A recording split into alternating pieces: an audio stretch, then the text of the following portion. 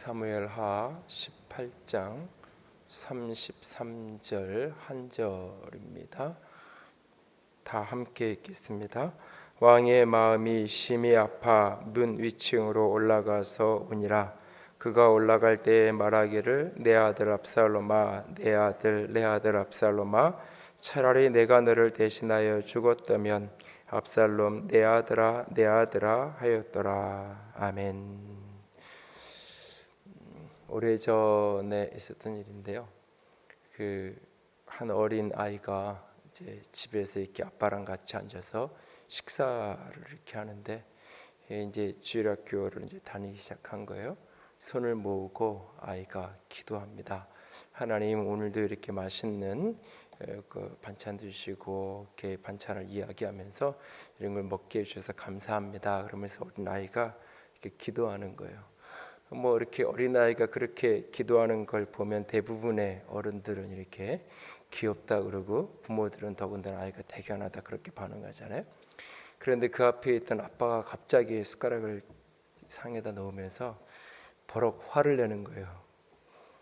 이거 누가 사온 건데, 누가 돈 벌어서 너한테 이거 해준 건데, 아빠한테는 고맙다고 감사하다가 말 한마디 안 하고는 너 누구한테 감사하다 그러냐고. 아이가 이제 아빠가 버럭 화를 냈다 그러는데요. 사실은 그 아이에게 화를 낸 게 아니라 그 옆에 있는 엄마한테 화를 낸 거겠죠. 여러분, 근데 이게 이렇게 화를 내는 이 아버지가 잘못된 건가요? 지극히 정상적인 건가요? 오늘 그 아이의 그 기도는 지극히 정상적인 기도인가요? 잘못된 기도인가요?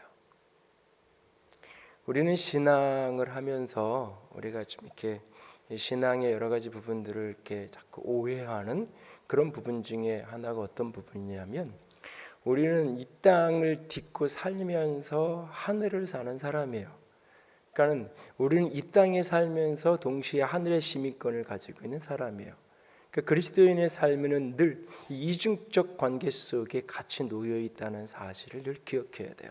그러니까 그 아이가 상을 놓고 하나님 주셔서 감사합니다 라고 말하는 그 말은 틀린 말이 아니에요. 동시에 그 아버지가 이건 아빠가 일해서 열심히 벌어온 건데 아빠한테는 감사하다고 말 한마디, 고맙다는 말 한마디 안 하고, 이 말도 100% 맞는 이야기예요. 그러니까 우리가 어떤 일들을 우리가 이해하고 바라볼 때 그리스도인들이 잘못 오해하는 것 중에 하나가 모든 것을 하늘의 차원으로만, 영적인 차원으로만, 하나님의 차원으로만 이해하려고 하는 거예요. 어떤 사고가 벌어지든 어떤 일이 벌어졌을 때에 하나님이 이렇게 하셨다, 하나님이 이렇게 도우셨다, 또는 하나님이 이렇게 징계하셨다라고. 이슬람 사람들 영화 제목은 기억이 안 나는데 오래전에 이슬람 사람들이 주인공인 그 영화 속에서 아주 잔인하게 학살을 하고 사람을 죽이고 나서는 인샬라라고 이렇게 이야기하는 장면을 보면서 한번 깊이 고민을 했던 오래전 이야기인데, 그 인샬라라는 말이 뭐냐면 신의 뜻이다. 그러니까 내가 살인을 해놓고 내가 잔악하게 사람을 죽여놓고는 인샬라, 신의 뜻이다. 그러니까 우리는 잘못하면 내가 누군가에게 사기를 쳐놓고 이건 하나님의 뜻이야, 내가 게을러서 공부하지 않아서 떨어진 것에 대해서 하나님의 뜻이야 라고 쉽게 우리는 이해를 하는 경우가 종종 있을 수 있다는 거예요.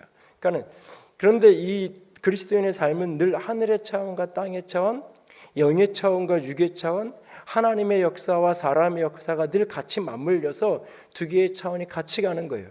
그런데 이것이 신비로 함께 어우러지는 이유가 뭐냐면 50과 50이 합해져서 100을 만드는 게 아니에요. 하나님의 역사가 50이고 우리의 역사가 50이어서 함께 합해져서 이게 100이라는 역사가 이루어지는 게 아니라 100% 하나님의 역사와 100% 우리의 역사가 함께 가서 100이라는 역사가 이루어지는 것, 그게 바로 하나님의 역사예요. 그러니까 복음서의 많은 치유의 장면에도 보면 어떤 경우는 그 사람의 믿음의 모습에 믿음의 반응들이 있는데, 사실은 어떤 장면은 믿음의 표현, 믿음의 말을 한마디도 예수님께 하지 않아요. 그런데 예수님은 그 병을 고쳐요. 그리고는 예수님이 하시는 말씀이 내 믿음이 너를 살렸다라고 말해요. 사실은 멀찍이서 보면 예수님이 살린 거예요. 예수님이 용서하신 거고 예수님이 치유하신 거예요. 그런데 예수님은 그걸 뭐라고 얘기하냐면 내 믿음이 너를 고쳤다라고 이야기해요. 제가 오래전에 이제 치유사역인데 이런 거랑 관련해서도 이렇게 조심해야 된다고 이야기하는 것 중에 이야기 여러 차례 드린 것 중에 하나가 보통 치유가 이루어지면은 내가 능력 있는 사람이어서 기도해서 치유가 내가 당신 병을 고쳤다 이렇게 이야기하고 치유가 안 이루어지면 당신이 믿음이 없어서 이게 안 나왔다라고 이야기해요. 사람은 만약에 제가 이렇게 누군가를 기도해서 이렇게 병이 나왔을 때 쉽게 그 사람 믿음으로 나왔다는 것보다는 내가 능력이 있어서 내가 기도해 줘서 나았어 이렇게 생각을 하게 되고 병이 안 맞으면 당신이 믿음 없어 이렇게 된 거야 라고 이해하는 경우가 종종 있어요. 근데 예수님은 오히려 거꾸로 이해를 해요. 반대로 병이 나으면 네 믿음 때문이고 그렇지 않은 것은 거기에 하나님의 의도가 있고 하나님의 계획이 있는 것이라고 뜻이 있다라 오히려 그렇게 이야기하죠. 그러니까 인간의 이 성경에 있는 모든 스토리나 성경을 이해하고 해석할 때도 그렇고 우리의 삶을 이해할 때도 그렇고 이 다층적인 이중적인 이 모습을 균형 있게 잘 들여다볼 수 있는 지혜가 우리에게 필요해요. 근데 자꾸 우리는 하나를 기울어지려고 그래요. 그러니까 성경을 이해하고 사건을 이해할 때도 하나에 뭐가 딱 꽂히면 그 하나의 개념으로 모든 것을 다 해석하려고 그래요. 예수님의 십자가의 복음을 강조한 어떤 교회는 모든 걸 다 십자가, 빨간색만 나오면 붉은색만 이렇게 나오면 다 십자가, 3일만 나오면 다 부활, 모든 것을 다. 어떤 교회는 이제 성령에 대한 이런 것을 강하게 주장하는 그것을 교회의 가장 중요한 어떤 동기로 주제로 갖고 있는 그런 교회를 가면 물이라는 단어만 나오면 다 성령, 기름을 쓴다, 기름이라는 단어만 나오면 다 기름 부음 성령의 역사, 모든 것을 그렇게 해석하려는 경향성을 갖고 있어요. 오래전에 우리 교회에 잠깐 있었던 한 그 사역자는 자기가 선교를 하고 싶다 그랬는데 설교를 몇 번 시키면 어떤 본문을 설교를 시켜도 마지막 결론은 항상 선교였어요. 구약이 어디도 그렇고 신약이 어떤 이야기를 해도 그냥 결론은 선교에 대한 이야기로 꽂혀 있는 거예요. 근데 그거는 일시적으로는 내가 지금 선교를 막 나가 일시적으로 우리가 집중해서 어떤 때에 물질적으로 굉장히 고난이 있으면 모든 게 그렇게만 보여요. 성경이. 그러니까 일시적으로 잠깐은 그럴 수 있는데 그걸 보편화시키고 자꾸 확장시켜서 모두가 다 그렇게 이해해야 된다라고 이야기하는 건 굉장히 조심스러운 이야기예요.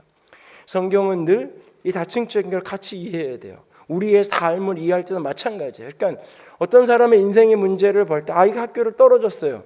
학교를 붙었어요. 이 부분에 대해서 하나님의 관점, 하나님의 은혜를 주시는 부분이 있고 하나님의 그 아이를 훈련시키고 연단하신 차원이 분명히 있는 거예요. 동시에 반대로 그 아이가 게을르게 하고 그 아이가 열심히 하고 하지 않은 그 차원이 동시에 같이 있는 거예요. 이게 50과 50이 만나서 100이 되는 게 아니라 100과 100이 만나서 100이 되는 거예요. 근데 그리스도 바깥에 있는 사람들은 인간의 차원의 그 100만을 바라보는 거예요. 그래서 하나님의 은혜의 개입의 여지를 스스로 닫고 그 자기 노력만 하는 거죠. 그리스도인은 이 인간의 자기 노력과 자기 열정을 충분히 인정하면서 동시에 하나님의 은혜의 개입, 초월적인 하나님의 개입하신 기적의 가능성, 이것을 열어놓고 하나님을 바라보는 거예요. 끊임없이. 그래서 기도하는 거예요. 그래서 기도할 때는 오직 하나님, 나는 아무것도 할 수 없는 것처럼 하나님의 100%만을 의지하면서 기도하는 거고, 내가 삶의 현장에 나가서 열심히 싸워야 되고 문제를 풀어야 되고 내가 영업을 해야 되고 그 일을 해야 될 때는 아무도 나를 도울 사람이 없는 것처럼, 나밖에 이걸 할 사람이 없는 것처럼 최선을 다해서 모든 열정을 다해서 내가 그 일을 하는 시간만큼은 그걸 해야 된다는 거죠. 이걸 자꾸 혼돈하는 거예요. 그러니까는 공부해야 될 시간에 기도 열심히 해놓고는 내가 그렇게만 기도했는데 왜 나 성적이 떨어졌냐고 이야기하죠. 공부는 안 했으니까, 수업 시간에 맨날 잠만 잤으니까. 수업 시간에 맨날 잠만 자놓고 내가 그렇게 철회하고 내가 그렇게 금식했는데 왜 성적이 안 오르냐고 이야기를 하는, 이 두 가지가 100과 100이 만나서 100이 이루어져야 되는 것 같은데 하나만을 자꾸 붙들려고 하는 그런 어리석임이 우리 속에 있는 거예요. 성경의 많은 사건들을 해석할 때도 그렇고 우리의 인생을 해석할 때도 이 이중적인 관점을 늘 주의해서 봐야 돼요. 오늘 본문에 압살롬이 죽고 다윗이 통곡하는 장면이 나와요. 내 아들 압살롬아, 내 아들 압살롬, 통곡하는 장면이에요. 압살롬은 왜 이렇게 비극적인 인생을 살아갈 수밖에 없었을까요? 다윗의 가문은 왜 이런 비극적인 어려움을 겪을 수밖에 없었을까요? 이것을 하늘의 차원으로 보면 다윗의 범죄함에 대한 결과예요. 다윗이 범죄하는 것에 대한 하나님의 징계로 말미암아 그 가정에 그 모든 일들이 벌어지는 거예요.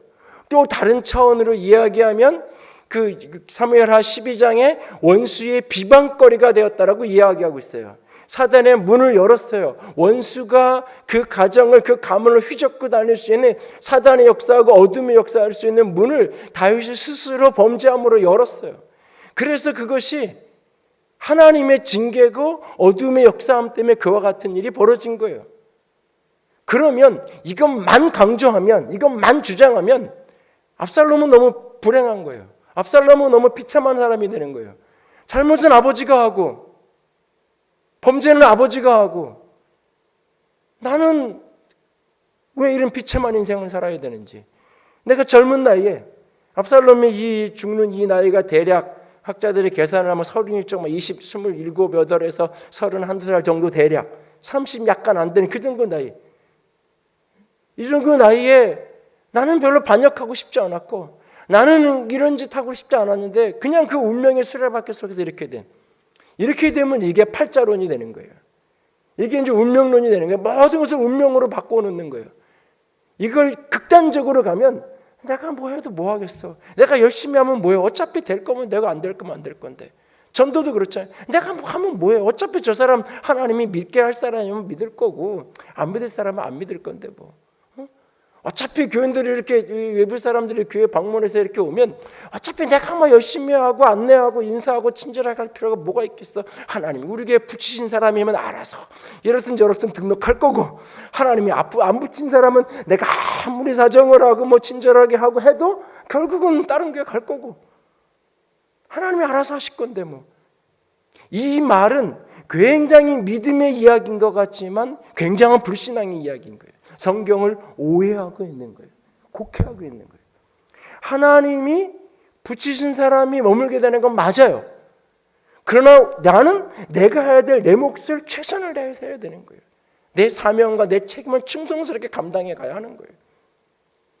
압살롬의 이와 같은 인생을 살아갈 수밖에 없었던 이유를 하늘의 차원에 보면 맞아요. 다윗의 범죄함 때문이고 그 가문을 향한 하나님의 징계와 진노의 심판이고 그 심판의 과정 속에서 어둠의 역사하고 사단의 역사한 거 맞아요. 그러나 이 속에는 압살롬이 스스로 화를 자초하는 모습이 있고 다윗이 스스로 자초하는 모습이 있어요. 지난주에는 압살롬이 이런 비극적 인생을 살아갈 수밖에 없는 이유가 뭐냐? 인정 중독과 같은 그런 모습 속에서 끊임없이 자기 이름을 내고 싶었다. 끊임없이 너무너무나 잘난 사람이 있음에도 불구하고 내면적으로는 극심한 열등감, 특별히 인정받지 못하는, 아버지로부터 인정받지 못하는, 세상의 모든 사람이 다 박수를 쳐도 세상의 모든 사람이 너 참 잘했다, 잘한다, 잘났다, 멋있다라고 이야기해도 단 한 사람 그 사람이 나를 인정해 주지 않으면, 단 한 사람 내 아버지가 나를 인정해 주지 않고 칭찬해 주지 않으면 그 모든 인정은 다 거짓말이고 그 모든 인정은 나에게 아무런 의미가 없는 그런 어떤 모습 속에서 끊임없이 자기 이름을 내고 싶었다.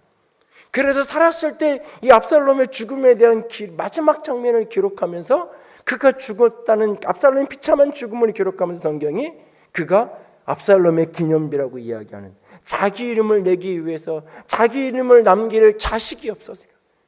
돌무더기 쌓아놓고 기념탑 하나, 그 돌 하나 세워놓고 그것을 압살롬이 죽은 후에 사람들이 지나다니면서 저게 압살롬의 기념비야 라고 말하는, 그렇게라도 자기 이름이 기억되고 싶었던 끊임없는 그런 인정에 대한 욕망, 자기 교만, 끊임없이 높아지고자 하는 그런 모습, 그것이 결국은 아버지를 향해서까지 반역의 칼을 들이미는 그 모습으로까지 이 압살롬이 극단적으로 흘러가게 되었다.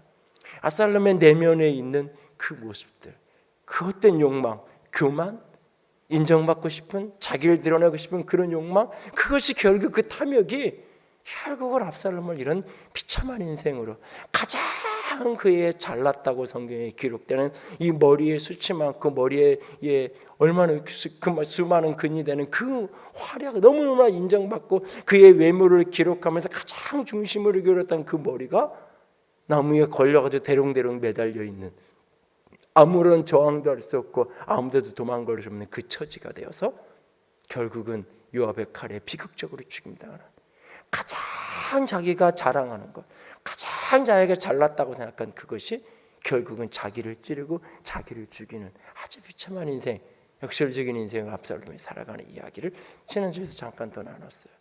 이게 하나님의 차원의 이유가 있지만 동시에 압살롬의 이유가 있는 거예요. 오늘 또 하나 더 생각하기 원하는 것은 다윗은 왜 이날 이렇게 통곡하고 있는 것일까? 다윗은 도대체 무엇을 후회하고 있는 것일까? 다윗이 그날 자신이 범죄하고 자신의 범죄함의 결과로 그 갓 태어난 그 아이가 너무너무 슬프게 병을 앓다가 죽어간 그 아이, 그 아이 때문에 그 아이가 살아있을 때 금식하며 하나님의 은혜를 구하며 기도하던 그가 그 아이가 죽었다는 소식을 눈치를 딱 채고는 목욕을 하고 옷을 갈아입고 음식상을 가져오라 그래서 음식을 먹고 다시 힘을 내서 일상생활로 돌아가잖아요. 언제 그런 날이 있다는 듯이 다시 삶으로 돌아가잖아요. 그러면서 하는 말이 지나간 과거를 되돌릴 수 없는, 내가 그가 있는 곳으로는 갈 수 있어도, 내가 저 천국으로 죽음의 자리로는 갈 수 있어도 죽은 그 아들 다시 살려낼 수 없는데 내가 그 과거에 묶여가지고 계속 내가 슬퍼하고 그 속에 갇혀 있으면 무슨 유익이 있겠느냐. 그러면서 그가 그 모든 사건에서 가장 고통받았을 여인 바세바를 품에 안고 그를 위로하고 하나님이 그 속에 위로를 주시고 그 모습들이 있었잖아요. 근데 이 장면에서는 압살롬의 죽음 앞에서는 죽기 전까지 압살롬을 살리기 위해서 장수들에게 부탁하고 그 젊은 압살롬, 어린 압살롬을 좀 이렇게 좀 살려달라고, 은혜를 베풀어 달라고, 너그러이 대해달라고 부탁하는 장면이 계속 앞에 나와요. 살아있을 때 그렇게 노력했어요. 근데 이미 죽었다는 소식을 들었잖아요. 그러면 지난번 같이 어쩌면 정리해야 되잖아요. 이 마음을 다스려야 되잖아요. 근데 이게 너무 심하니까 19장에 가면 요압 장군이 다윗에게 가서 일종의 협박을 하잖아요. 당신이 계속 그렇게 압살롬 때문에 통곡하고 내 아들 그리고 압살롬하고 통곡하고 슬퍼하고 있으면 그럼 당신은, 우리가 다 죽었으면 전장터에 나간 장수들이 당신을 위해서, 왕 다윗을 위해서 싸웠던 우리가 다 압살롬의 반역군에 의해서 다 죽임당했으면 좋겠냐고.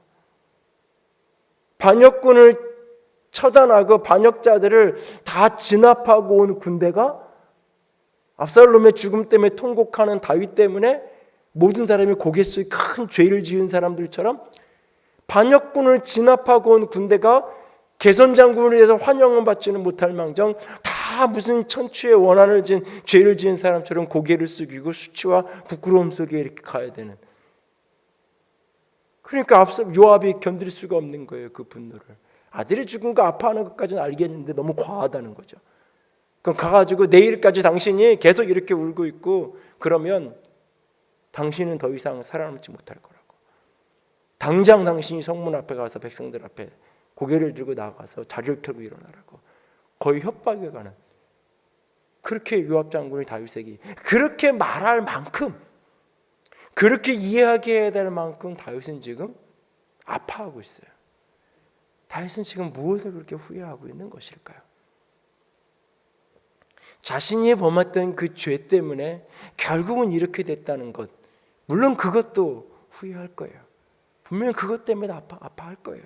그러나 그거 외에 압살롬과의 관계 속에서 압살롬은 도대체 왜 이런 지경으로밖에 빠질 수밖에 없었을까요?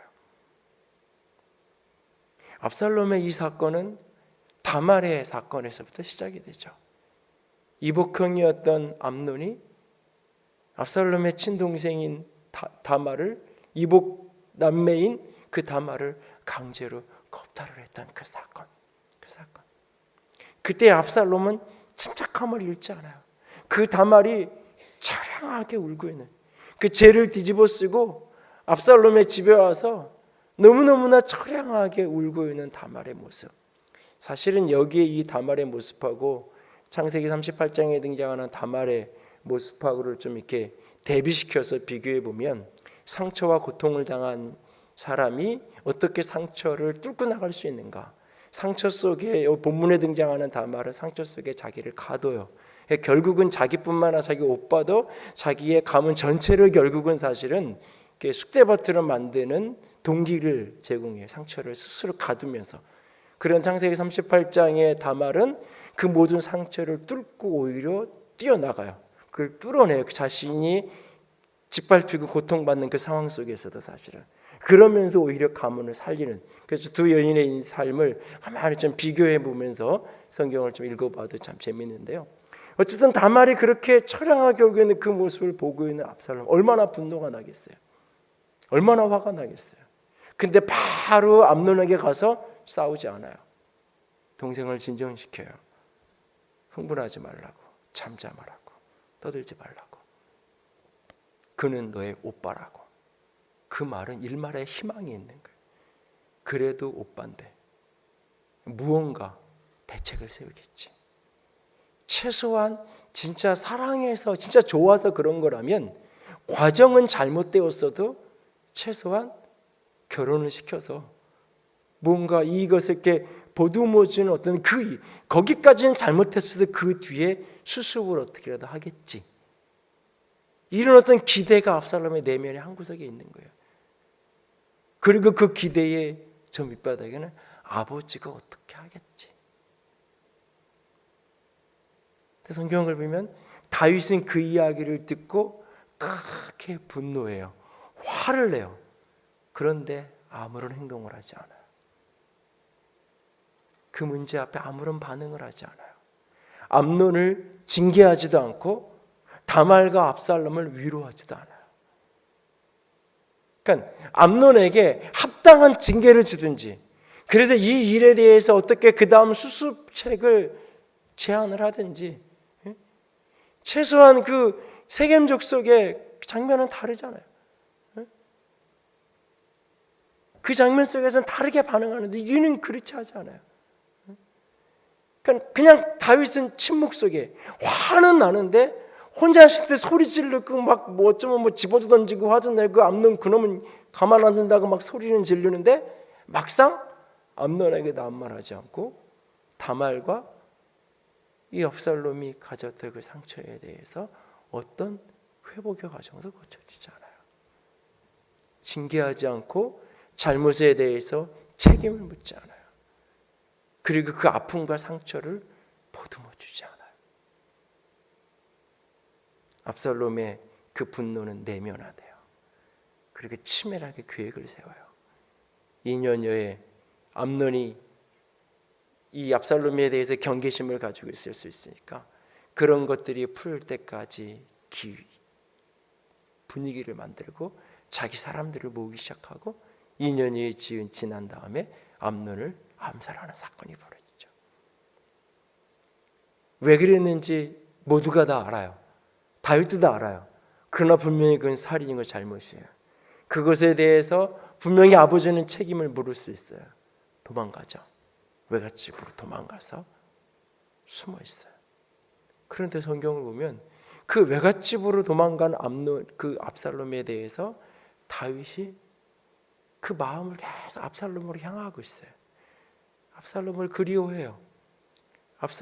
암논은 이미 죽었고 그 압살롬이 왜 그럴 수밖에 없었는지 이해가 되니까, 이해된다고 해서 그것이 잘했다고 긍정하는 건 아니죠. 그러나 그 동기는 알아지니까 마음이 계속 글로 가 있어요. 그런 상황 속에서 요압 장군이 그 마음을 알고, 여러 가지 정치적인 이유도 있고 여러 가지 상황이 있으니까 그걸 알고 떳떳하게 그냥 다윗이 먼저 압살롬을 부르지 못하니까 요압 장군이 명분을 만들어줘요. 그래가지고 압살롬을 불러오게 해요. 그러면 압살롬이 그렇게 도망가 있다가 외갓집에 숨어 있다가 되돌아와요. 수년 만에. 그랬을 때 다윗은 그 되돌아오기를 허락한다는 것은 용서하는 거잖아요. 받아주는 거잖아요. 근데 용서하지 않아요. 왔는데 얼굴조차 보지 않아요. 왕의 얼굴을 보는 것을 허락하지 않아요. 집에 가서 압살롬이 하루를 기다리고 한 달을 기다리고 두 달을 기다려도 너무너무나 고통스러운 거 차라리 오지 말게 하든지 오게 했으면 불러다가 야단을 치든지 책망을 주든지 벌을 주든지 아무 말도 하지 않는 거예요. 그냥 그렇게 외면한 채로 버려진 채로. 근데 사실은 다윗의 내면은 버리지 않았어요. 다윗의 내면은 압살롬을 너무너무나 귀하게 여기고 있었어요. 근데 겉으로 드러난 모습은 외면하는 모습이었어요. 거절하는 모습이었어요. 그 속에서 압살롬이 다시 요압 장군에게 아버지 반날 수 있게 해달라고. 그래서 아버지를 만나게 하죠. 그래서 둘이 만나요. 그런데 거기에 어떤 감동적인 용서와 화해의 장면은 존재하지 않아요. 그리고는 압살롬은 4년 동안 반역의 계획을 치밀하게 세우기 시작해요. 자기 세력을 모으기 시작해요.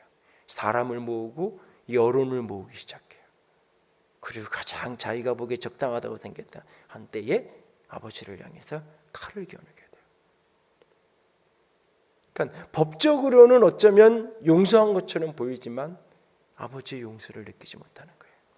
극단적인 아버지에 대한 거절감, 이것이 분노로 발전하고 이것이 아버지를 향한 복수로, 아버지를 향한 반역으로 나타나는 거예요. 이게 지금 압살롬의 그 행동이 잘했다고 긍정할 이유는 아무것도 없어요. 그러나 압살롬이 그렇게까지 흘러가는 그 모습 속에서 다윗의 태도, 수년 전에도 벌써 한 10년 이상 된 것 같은데 유명한 대학 교수가 40대 초반의 대학 교수가 70대 자기 아버지를 죽이고 그걸 아주 완전 범죄를 만들어서 이렇게 하다가 결국은 발견됐던 그런 사건도 있었잖아요.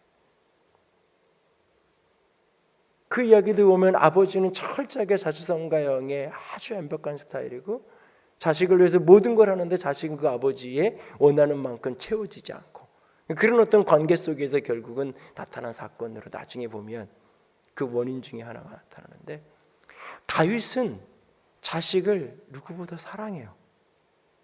암논의 사건 속에서 누구보다 분노해요. 압살롬의 사건 속에서 누구보다 압살롬을 안타까워해요. 사랑해요. 압살롬이 그렇게 반역을 해도 진압군을 보내면서도 그 젊은 압살롬 계속 그래요. 어린 압살롬. 아버지의 눈에는 이때 그 압살롬이 반역할 때 다윗의 나이가 대략 60 정도 됐다고 보는데 그 정도 됐을 때 여전히 30이 안 된 20대 후반의 그 아들을 보면 여전히 애인 거예요. 여전히 어린 아이인 거예요. 그가 젊은 압살롬, 접순 압살롬 이야기할 때 사람들은 젊고 건장한 혈기왕성한 그런 압살롬 이렇게 들리는지 모르지만 그 말을 하는 아버지는 그냥 어린 압살롬 한 아이일 뿐인 거예요. 그냥 여전히 그 압살롬에 대한 깊은 애정이 있어요. 그가 외가에 도망가 있을 때도 그가 반역을 하는 그 시간 속에서도. 그런데 문제는 다윗은 그것을 한 번도 상대방이 느낄 수 있도록 표현해 준 적이 없어요. 암논의 사건도 그랬고 압살롬의 사건도 똑같이 분노도 사랑도 상대방이 느낄 수 있도록 표현하지 않았어요. 전해주지 않았어요. 때로는 징계가 사랑인 거예요. 책임을 정확하게 묻는 것이 잘못한 것에 대해서 명확하게 잘못에 대한 책임을 묻고 그 책임을 감당한 이후에 원래의 관계를 회복하고 용서할 때 용서를 분명하게 선포해주고 상대방의 잘못을 이해하고 용서를 구할 때는 상대방의 잘못을 깨닫지도 못하고 용서를 구하지도 않는데 내가 불러다 놓고 용서한다고 이야기하는 게 사실은 아무런 의미가 없어요. 때로는 그럴 때는. 그러나 이 장면에서는 압살롬은 자신이 잘못한 걸 알아요. 이해해요. 그리고 아버지랑의 회복을 원해요. 그럴 때 불러다 놓고 그 아이가 잘못한 것에 대해서 분명히 책망을 하고 그거에 필요한 벌을 받아야 되면 벌을 주고 징계를 해야 될 징계를 하고 그리고 용서의 회복 속에서 분명히 아들을 품어 안아야 되는데 그렇게 하지 않는 거죠. 그렇게 하지 않는 거죠. 이 스토리를 보면서 신약 성경 누가복음 15장에 잃어버린 아들의 이야기, 그 이야기 속에 등장하는 그 아버지, 그 아버지에게 유산을 달라 그래가지고 그것을 타국에 가서 허랑방탕하게 허비하여 버린 그 아들. 당시 사회의 어떤 윤리적인 어떤 가족 그 공동체적인 어떤 분위기를 보면 그런 아들은 오늘 본문에 등장한 압살롬과 별반 다르지 않은 죄인 취급을 받는 아들이에요. 온 동네 사람에게 아버지가 살아계신데 가서 유산 달라고 그러는 말하는 것 자체가 아버지가 돌아가시고 유산 싸움하는 게 아니라 아버지가 살아계신데 나한테 유산 달라고 나 좀 도와주세요 사업자인데 이게 아니라 내 목 달라고 내 유산 달라고 이야기하는 거 아버지 빨리 죽고 돌아가세요 이 얘기인 거예요. 그 말부터 그 말을 꺼내는 것부터가 당시 사회에서는 감히 정상적인 아들이라면 정상적인 자녀라면 입에 담을 수도 없는 표현으로 그 비유가 시작이 돼요. 그런 아들이에요. 그리고 그거 가지고 사업하다가 어떻게 잘해보려 그러다가 어떻게 투자하고 잘 살아보려 그러다가 망하고 부도난 게 아니에요. 허랑방탕하게 어떻게 해보려다가 재산 탕진한 게 아니라고요. 유산을 탕진한 게. 다 허랑방탕하다고 성경이 명확하게 기록하고 있잖아요. 그렇게 써버린 아들이에요. 그런 아들이 돌아오는데 아버지는 무조건적인 사랑으로 그를 품잖아요. 아버지의 체면도 자존심도 다 끊어내고 뛰어가잖아요. 그를 안잖아요.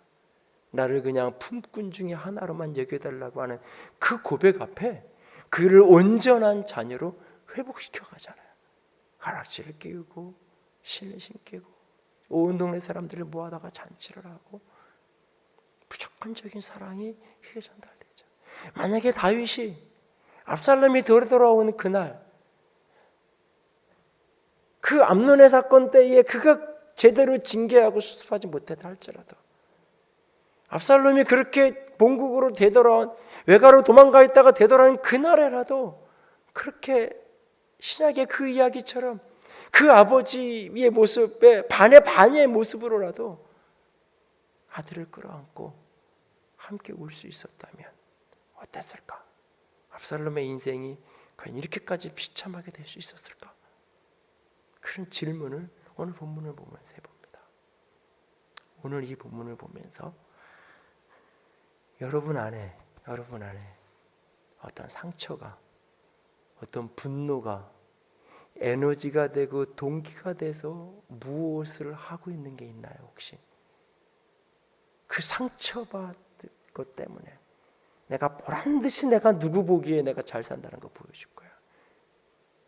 그 상처 때문에 보란듯이 내가 누구보다는 반드시 내가 성공할 거야. 그것이 여러분의 혹시 에너지가 되어 있나요? 그 에너지의 끈을 끊어내십시오. 상처도 분노도 경쟁도 그것이 에너지가 될 때 결국은 자기를 죽이는 거예요. 하나님을 결코 그것의 에너지로 사용하지 않으세요. 축복의 에너지로 사용하지 않으세요. 그래서 거룩한 시기심 뭐 이런 얘기 쓰지 말라 그러는 거죠. 제가 영적인 것에 대해서는 하나님의 축복에 대해서는 거룩한 시기심도 갖고 거룩한 경쟁심도 가져야 된다고. 누가 복 받는 거 보면서 나도 그런 어떤 경쟁심을 거룩한 것에 대해서는 가져도 된다고. 아니 성경에 그렇게 말한 적이 없어요. 그 왜곡된 상처의 동기, 내가 반드시 누군가에게 인정받고 누군가에게 내가 해결하고 때로는 이 분노에 대한 안갚음을 하겠다는 그 이 압살롬을 그렇게 움직여갔던 그 어떤 부정적인 에너지, 상처 속에 묶인 것이 혹 여러분 속에 있다면 내 부모가 나를 그것을 치유해 주지 못해도, 때로는 교회 공동체에서 목회자나 그 누구가 그것을 어루만져 주지 못한다 할지라도 우리에게는 탕자의 이야기 속에 등장하는 그 아버지, 하늘아버지가 내 아버지예요. 그 하나님을 바라보고 그 하늘아버지를 바라보면서 내 안에 있는 상처, 내 안에 있는 분노, 내 안에 있는 억울함 그분에게 쏟아놓고 그분에게 원수 갚아달라고, 그분에게 내 이 분노를 해결해달라고. 암논이 그런 일을 저질렀는데 불구하고 아무도 암논에 대해서 제지하지 않는, 너무너무나 처량맞게 울고 있는 동생을 바라볼 때마다 이 치밀어 오는 분노를 다스릴 수 없을 때 어떻게든 내가 복수하겠다고, 내가 해결해 보겠다고 나서지 말고 하나님 앞에 엎드려져서 하나님 도와달라고, 하나님 도와달라고. 참 비참한 것은 그 장면을 기록하고 있는 본문을 보면 압살롬이 가부간 아무 말을 하지 않았다. 압살롬이 입을 닫아요. 암논의 사건 속에서. 그리고 속으로 깊이 그 상처가 내면에 되는 분노로, 상처가 분노로, 그게 살기로 발전하는 거지. 이 내면화되면서 차라리 그가 원망이라 됐다면, 차라리 울고불고 소리라도 쳤다면 그 어느 시점에 차라리 그게 기도가 될 수 있었을 텐데, 차라리 그게 호소가 될 수 있었을 텐데, 차라리 그가 울고불고 소리치고 있었다면 아버지가 그렇게 울고 있는 그 압살롬을 보면서 혹 다윗이 외면하다가도 그 울음소리를 듣고 혹 찾아갈 수도 있었을 텐데 그는 아무 말하지 않아요. 그러니까 내가 해결해야지, 내가 해결해야지. 그렇게 2년의 시간을 버티다가 결국은 살인자가 되잖아요. 또 다른 죄를 범하는 그런 비극적 인생의 주인공이 돼버리고 말잖아요. 여러분 안에 어떤 그런 상처로 인한 어떤 것이든지 그것이 있다면 하나님 앞에서 그것을 끊어낼 수 있기를 원합니다. 하나님 앞에 가서 그것을 쏟아내십시오. 어떻게 그것을 해결해야 되는지 잘 모르겠다면 그것을 붙들고 기도하고 공동체에서 같이 나누고, 필요하면 상담을 하고, 필요하면 기도를 하고, 필요하면 병원에 가야 되면 병원 가서 도움도 받으면서 그것이 여러분 속에서 놓여지고 치료되어지고 회복되어서 그 부정적 상처가 여러분의 삶의 에너지가 되지 않기를 원합니다. 두 번째로, 여러분들이 특별히 가까운 사람들에 대해서, 자녀들에 대해서, 가까운 사람에 대해서 사랑을, 내 마음을, 속마음을 어떻게 전달할 수 있을까? 이걸 끊임없이 고민하고 끊임없이 이것을 훈련해 갈 수 있기를 원합니다. 저는 다윗을 곰곰이 묵상하다가 다윗이 왜 그랬을까? 왜 그랬을까? 왜 그랬을까? 여러 가지 이유가 있을 건데 그 중에 하나가 어쩌면 다윗과 아버지 이새와의 관계 속에서 힌트가 있지 않았을까? 저는 그런 생각을 곰곰이 좀 해봤어요. 자식들이 사무엘이 와서 왕을 세우려고 축복하는데, 기름 붓겠다고 말하는데, 아무리 막내라도 부르는 게 정상 아니에요. 아무리 내 기대감 속에 첫째 아들이 제일 기대가 있어도 막내라도 불러야죠. 그리고 이렇게 기름 붓다가 아무도 없어. 아무도 없으면 7번째까지 가서 없으면 사무엘이 찾지 않아도, 다른 아들 없냐고 묻지 않아도 당연히 아이고 선지자요, 이게 아들 하나가 더 있는데 양을 지킬 사람이 아무도 없어가지고 우리 막내가 가서 양을 지키고 있다가 잠깐만 기다리라고, 내가 큰애는 이미 보셨으니까 큰애 보내고 막내 오라 그러겠다고, 교대하겠다고. 그게 정상이잖아요. 부모라면. 부모 입장에서 아무리 기대감이 없는 자식이어도 그 정도 상황 되면 그게 정상이잖아요. 그런데 이새는 그렇게 반응하지 않아요. 그러니까 사무엘이 뭐라고 얘기하냐면 그 아이가 오기 전에까지 내가 밥을 안 먹겠다 그래요.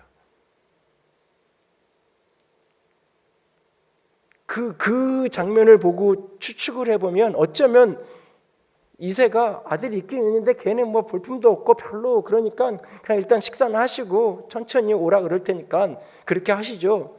어쩌면 그러고 있는 장면일 수도 있어요. 그 아들이 올 때까지 나는 밥을 먹지 않겠다, 당신의 접대를 받지 않겠다, 데리고 와라, 기다리는 거예요. 그제서야 부랴부랴 사람 보내고 그제서야 부랴부랴 데리고 오는 거잖아요. 그 아버지와의 관계 속에서 경험한 거, 대부분의 사람은 여러분이 여러분의 자녀를 키우는 방식이 대부분 내 부모가 나를 키운 방식이에요. 내가 책을 아무리 보고 아무리 학습을 해도 대부분 내가 양육받은 대로 내가 하게 돼 있어요. 그래서 내가 받았던 상처, 내가 받았던 힘든 걸 대부분 그대로 반복해요, 사실은. 그리고 그게 잘못된지조차 때로는 잘 몰라요. 그래서 끊임없이 자기의 모습을 거울에 비춰서 자꾸 들여다보지 않으면, 그리고 끊임없이 자꾸 내가 훈련하고 연습하지 않으면, 의지적으로 내가 연습하지 않으면 나도 모르게 관성처럼 그냥 저절로 내 부모가 나를 양육한 방식대로 그대로 가는 그런 모습들이 끊임없이 우리 속에 반복되게 돼 있어요. 끊임없이. 저도 그런 모습이 참 많아요.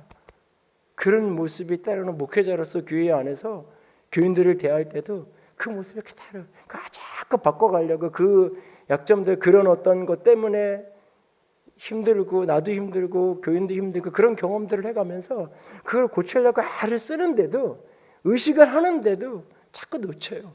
의식을 이렇게 하고 있는 동안은 그게 이렇게 되는데 순간 딱 놓치면 나도 모르게 원래의 자리로 되돌아가 있는 그런 모습을 자꾸 보여요. 끊임없이. 나는 어떤 모습으로 내 자녀들을 상처나게 하고 내 자녀들을 힘들게 하고 있는지, 특별히 그 속에서 얼마나 나는 사랑을 제대로 전달하고 있는지, 특별히 나는 얼마나 올바른 징계를 하고 있고 올바른 용서를 하고 있는지. 징계는 사랑이에요. 용서도 사랑이고요. 사랑을 마음에만 갖고 있고 잘못했는데 아무런 징계를 하지 않으면, 부모는 참이라고 아무런 징계를 하지 않았다고 생각하는데 아이는 아빠가 나한테는 관심이 없구나, 나는 좀 이래도 되는 거구나, 때로는 이렇게 여길 수 있다는 거예요. 얼마든지 그렇게 오해하면서 다른 길로 갈 수도 있는 거예요. 결국 그 속에서 자신을 자꾸 돌아보면서 나는 얼마나 사랑을, 내 속에 있는 사랑을 얼마나 전달하고 있는지, 얼마나 상대방이, 다윗이 그 사건 속에서 분노했을 때 암논의 죄 때문만 분노했겠어요? 다말의 그 불행한 인생을 보면서 얼마나 안타깝고 얼마나 힘들었겠어요. 그걸 표현을 해야 되잖아요. 가서 손을 잡아줘야 되잖아요. 가서 안아줘야 되잖아요. 근데 자기 혼자만 분노하고 끝나니까 아빠가 이 문제 속에서 얼마나 분노하고 힘들어하는지 압살롬이나 다말은 전혀 알지 못합니다. 그렇게 압살롬을 사랑한다고 압살롬께 너그러게 대해달라고 부탁하는데 압살롬은 죽을 때까지 다윗의 그 마음을 몰랐잖아요. 죽을 때까지 압살롬은 아버지의 자기를 향한 마음을 모른 채로 죽은 거예요. 모른 채로. 한 번도 그것을 표현하지 않으니까. 때로는 내가 누군가에게, 특별히 가족들에게 사랑한다는 말 한마디조차도 늘 마음속에 있는데 한 번도 표현하지 못한 채로.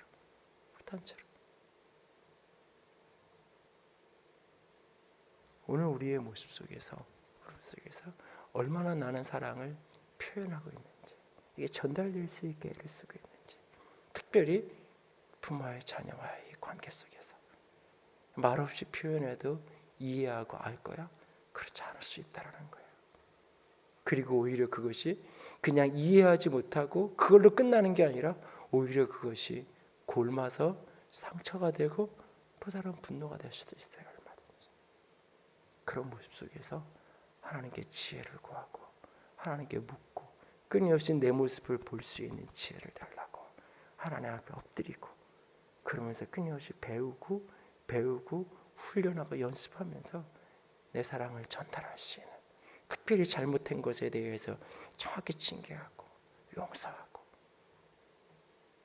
이 용서의 품음, 때로는 잘못에 대해 엄하게 꾸짖고 징계하고 넘어가는 그런 모습들 속에서 사랑을 전달하고 사랑을 표현하는 기술을, 방법을 배워갈 수 있는, 그래서 여러분들이 가정 속에서도 작은 공동체 속에서도 그런 것들을 자꾸 펼쳐갈 수 있기를, 그래서 관계가 깨어지고 힘들어지는 것이 아니라 시간이 흐르면 흐를수록 더 깊어지고 더 견고해질 수 있는 그런 관계로, 그런 모습으로 회복되어져 갈 수 있기를 원합니다.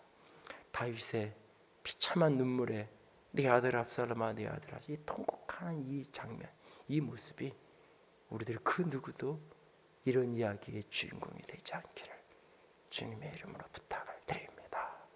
기도합시다. 오늘 말씀을 보며 기억하면서 이런 기도를 합시다. 여러분 속에 혹시 분노가, 상처가 에너지가 되어 있는 것이 혹 있나요? 세상은 그 에너지를 자꾸 자극합니다. 세상은 그런 에너지라도 자극해서 여러분들로 하여금 무엇인가를 하게 만들려고 자꾸 그렇게 합니다. 그러나 우리 하나님은 그렇게 하시는 분이 아닙니다. 내 안에 그 어떤 상처가 에너지가 되어 있는 게 있다면 그것을 볼 수 있게 해달라고, 깨닫게 해달라고, 그리고 끊어낼 수 있게 해달라고, 하나님 앞에서 치유되고 회복될 수 있게 해달라고 기도하시고, 내가 가장 사랑하는 사람들, 여러분 마음에 가장 크게 자리 잡고 있는 자녀들, 가장 큰 사랑의 대상들, 그들을 향해서 난 얼마나 사랑을 표현하고 있는지, 때로는 징계의 아픈 사랑을, 때로는 용서에 용납하는 사랑을 어떻게 전달하고 있는지, 어떻게 표현하고 있는지, 그 표현의 기술을, 능력을 배워질 수 있게 해달라고 더불어 기도합니다. 같이 기도합니다. 사랑의 하나님, 영광의 하나님, 주님 도우시옵소서, 도우시옵소서. 아버지 앞에 엎드려지기 원합니다. 아버지만을 더 깊이 사랑하렵니다. 아버지 당신만을 더 깊이 의지하며 걸어가렵니다. 주님 도와주시옵소서. 주님. 다윗의 어리석음이 내 안에 있음을 고백합니다. 다윗의 미련함이 내 안에 있음을 고백합니다. 그 마음에 가득한 사랑을, 그 마음에 가득한 것을 한 번도 제대로 전달하지 못했다. 그 어리석음과 그 게으름과 그 머뭇거림과 미련함이 내 안에도 있음을 고백합니다. 그것이 사랑하는 자들을 얼마나 아프게 하고 사랑하는 자들의 인생을 얼마나 고통스럽게 만드는지, 시간이 지나가고 나서야, 기회가 지나가고 나서야, 아버지 되돌릴 수 없을 때가 돼서야 깨닫는 어리석음이 있음을 고백합니다. 다시는 그와 같지 않기를 원합니다. 다시는 되돌릴 수 없을 때야 깨닫는 자가 되지 않기 원합니다. 되돌릴 수 있을 때, 바꿀 수 있을 때, 기회가 있을 때에 아버지 하나님이여, 징계하는 사랑으로, 아픈 사랑으로, 용납하는 사랑으로, 부어주는 사랑으로 그렇게 회복시켜갈 수 있도록 주님 도와주시옵소서. 아버지 도와주시옵소서. 아버지 도와주시옵소서. 아버지 도우시옵소서. 아버지, 내 안에, 우리 안에 압살롬의 모습이 있고 다윗의 모습이 있음을 고백합니다. 주님, 우리를 도와주시옵소서. 압살롬에게 있었던 그 상처가 내 안에 있습니다. 우리를 치유하고 회복시켜 주시옵소서. 다윗에게 있었던 그 어리석음과 그 표현하지 못하는 그 모습이 우리 안에, 내 안에 있음을 고백합니다. 주님 도와주시옵소서. 내가 배운 대로밖에 할 수 없는 어리석음이 내 안에 있습니다. 성령님, 우리를 도와주시옵소서. 깨닫게 하시고 표현할 수 있도록, 전달할 수 있는 우리가 되게 하여 주시옵소서. 주님 사랑합니다. 주의 이름으로 축복합니다. 우리 주님 예수님 이름으로 기도드렸습니다. 아멘. 이제는 우리 주 예수 그리스도의 은혜와 하나님 아버지의 놀라우신 사랑하심과 성령 하나님의 교통하시며 기름 부으시는 그 은혜가